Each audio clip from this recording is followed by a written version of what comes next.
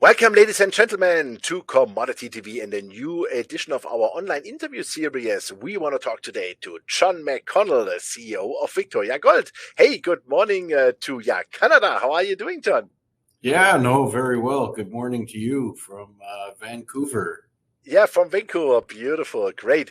Yeah, first of all, before we start, I really have to congratulate you because you were the recipient of the AME 2021 EA Scholz Awards for Leaders in Mining. Well done, I would say. Well, thank you. You know, it's nice to be recognized by your peers for your efforts. And, you know, it was a great celebration and we had a big group of our team there, and yeah, it's nice to be recognized for a job well done by the team. Absolutely, and I think yeah, you guys did an exceptional job to really bring Victoria Gold here into production and now being the largest gold mine in the Yukon. Let's talk about your project 250 before we come to an update on the running quarter, because I think this is let's say your really next step for 2023. Yeah, Project 250 is to go to 250,000 ounces per year in 2023. And it involves two things. One is to go from, you know, right currently we don't stack 11 weeks of the year, the coldest weeks. But now that we have essentially 3 winters behind us, we don't see it as an issue, and we've got a lot of material under leach, and it's you know, holds a lot of heat. So originally the risk was you freeze part of the pad, but we're very confident now that that won't happen. So we're going to go down to just not stacking 5 weeks of the year, and it's essentially that gives us 5 weeks for maintenance of the plant and, you know, overall. And then the second thing is when we designed the plant, it was based on a lot of test work, but we didn't appreciate the amount of fines we would generate in blasting in the open pit. So we have a plan that we will put in a second screening plant between the secondary and the tertiary crushers, screen off those fines, and take them directly to the heap leach pad. And that will allow us about 15% more throughput through the crushing plant. So the combination of going to year-round stacking and screening off the fines will take us to 250,000 ounces per year. Super. So would that mean with approximately the same equipment almost, you can do 250,000 instead of, let's say, 210,000 ounces? Yeah, it's, you know, we have to put in the screening plant, and that's going to cost around $20 million, but it's a very quick payback. And eventually we may need a couple more trucks. But we'll just include that as part of our sustaining capital. But, you know, more throughput means you need more trucks. So, but very minor capital outlay to get up, you know, increase throughput or increase production another 50,000 ounces. And that means the 250,000 ounces you want to hold then, of course, through the life of mine. Correct. So that means you have like 2 one-time event investments, but you can produce the next whatever 10, 15, 20 years.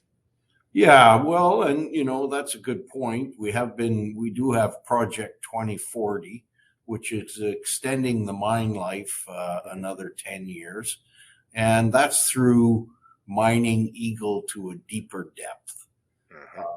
So we're drilling that now. We'll have some news out here this week on some of the steps we've taken, but we still continue to drill Eagle off at depth and are very confident that we'll add at least another 10 years of mine life. Super. To what extent do you see then the AISC dropping? Because there must be a drop into your costs, right, in the production. Finally. Yeah, well, you would think so, but you know, we'll get the all in down below $1,000 per ounce. Mhm. But as a result of COVID, we're also seeing a lot of cost increases, and we've budgeted about 15% increase because of inflation in 2022. I don't know what astronomical price you're paying for fuel in Europe right now, but certainly, the price per barrel of crude has doubled over the last 3 months. And, although we use hydroelectric power for the plant, we still, our trucks and loaders and shovels still use diesel. So, yeah, I was 2 weeks ago in Geneva, and I was shocked because I paid 2 francs and 10 cents or raps for a liter petrol. I never did that before, honestly. That's really inflation, as you named it, right? yeah. Yeah, absolutely. No, so I can imagine, of course, that's also a big problem for you guys, or for overall the industry, of course. How is the quarter so far running? Are you satisfied? Yeah, I mean, this is our maintenance time right now. So we shut down the plant mid-January, and we're restarting today. So, that was 5 weeks for the maintenance shutdown, and we completed all the work we wanted to get done on time and on budget. And, the biggest area was putting in a fixed conveyor up the side of the leach pad so that we're not as reliant on our grasshopper conveyors. Okay, super. So no major hiccups, no big issues. All is okay. Well, we're starting up today, and, it is mining. So I know, getting new equipment up and running, always there's a few headaches, but that's planned for, and we look forward to a high production rate in March. Okay, super. So let's come a bit to the financial side. You have also amended your credit facilities, and you included the reduction of your interest rates. Can you comment a bit on that? Yeah, I mean, we paid down 61 million in debt last year, so there's less risk to the banks. We've demonstrated another good year of operations. So we approached the banks, and they reduced the interest rate by another 0.5%. So, it doesn't sound like a lot, but the numbers we're talking about, it saves us roughly $1 million a year. So nice amount of money, I would say. Yeah, definitely. Super. So, what is the, let's say, immediate plan? Restarting drilling, looking for new opportunities. Can you comment on that also, please? Yeah, our most promising regional exploration target is an area called Raven. It's out to the east of Eagle. We've had a couple years of drilling there, but really, because of COVID, haven't had a good, strong season. We drilled roughly 8,000 meters there last year. And, it looks very promising. We'll have some results out in the next week or so. But we're already planning a $20 million program for this year. And we'll get started drilling in April.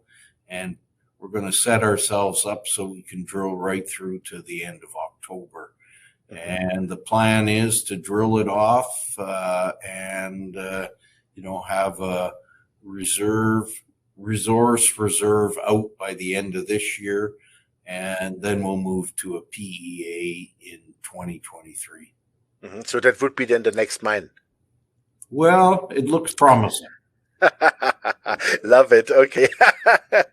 Super. Yeah. What are next immediate goals? Let's say for the next, by the end of this quarter. I mean, it's only like 4 weeks left, but what do you see until summer? What are the major things you want to have achieved?